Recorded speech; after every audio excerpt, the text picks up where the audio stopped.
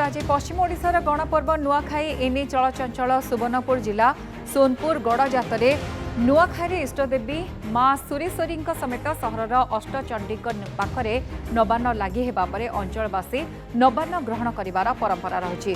सोनपुर गड़जात समेत पंचरावासी नुआखाई पर्व आरंभ करेंगे। तेज एने अधिक आलोचना करछंती आम प्रतिनिधि मनोज मिश्र।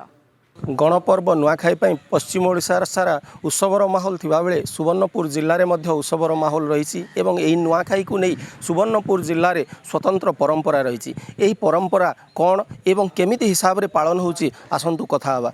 हाँ आज्ञा सुवर्णपुर रे स्वतंत्र परंपरा अछि के हिसाब से पालन करा जाउछि। यह चाषी मानकर को महान पर्व जितेबले तार पहला फसलटा उत्पादन होता है से तार माँ को माटी माँ को इष्टदेवी को अर्पण कर से करें।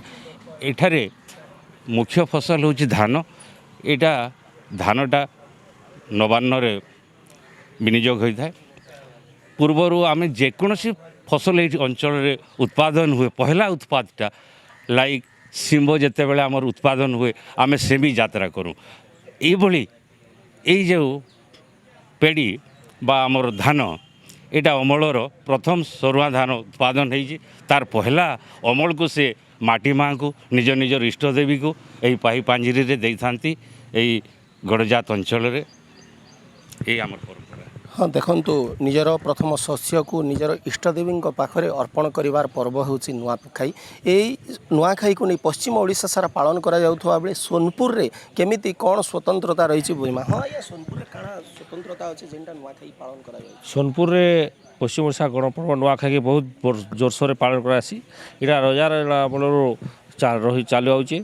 इथरे गोटे पाहुड़ यात्राटा करासी जे जेंथरे पाहुड़ यात्रा अष्टचंडी पाखे नवान्नटा पहुँची सारे भोगटा पहुँची सारा पर सोनपुर सहर तथा सोनपुर जिला समस्ते इटा नुआखाई भोजन करसन। इटा रजा परे परे म्युनिसिपालिटी इटा तार हाथ के नहीं बर्तमान म्युनिसिपालिटी तार हाथ के नहीं समस्त सबू देवादेवी मान को पहाड़ यात्रा दौचे देलापर आमर तो फुटी सारे सब नवान्न भोजन करेंगे।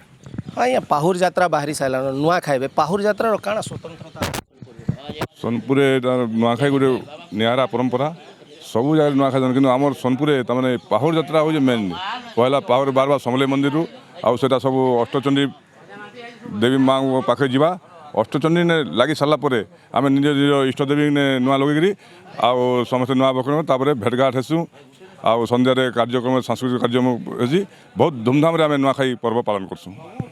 जहाँ शुणुले सोनपुर स्वतंत्रता होची पहाड़ यात्रा। यही नुआखाई रे पहाड़ यात्रा बाहरी जितेबाला अष्टचंडी अष्टविष्णु अष्टशंभु ठारे नवान्न लगी हुए तापर सोनपुर जिलावासी नवान्न भक्षण करते। सुवर्णपुर मनोज कुमार मिश्र, नंदीघोष टीवी।